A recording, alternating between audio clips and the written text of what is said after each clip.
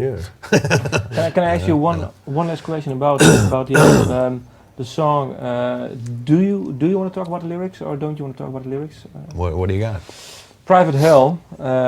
I really I like the song. Yeah. Is it written from some sort of perspective of him?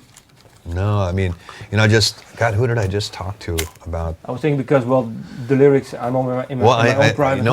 I knew exactly where you were going to go with it, and it's funny because I just had I printed all the lyrics, so I just. No, I know. And what's funny is I just had this conversation with somebody last night about that particular song and what you said, if that it's related to him.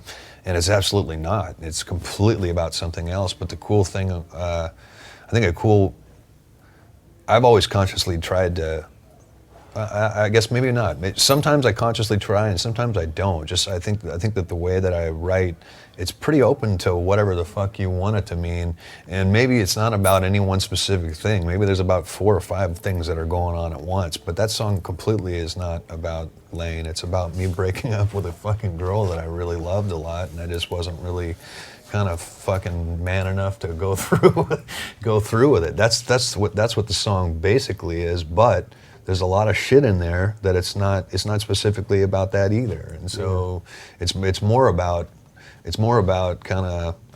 It's about that. That's what inspired the song, was me breaking up with somebody that I love very much. But it's also meant, talking about I excuse myself. I'm used to my little cell. I'm not ready. I'm good here. You know what I mean? That's kind of from my point of view. But you could relate that to anybody, and Sean could relate to it. You could relate to it. That's the cool thing about a song. It's that old fucking saying, which I'm sure you've heard. You could show 10 people a painting, and they're going to see fucking something different every time, and that's totally cool. It might not mean anything that has to do with what the guy fucking painting it fucking meant. Right. And that's all right. That's what makes it personal to you.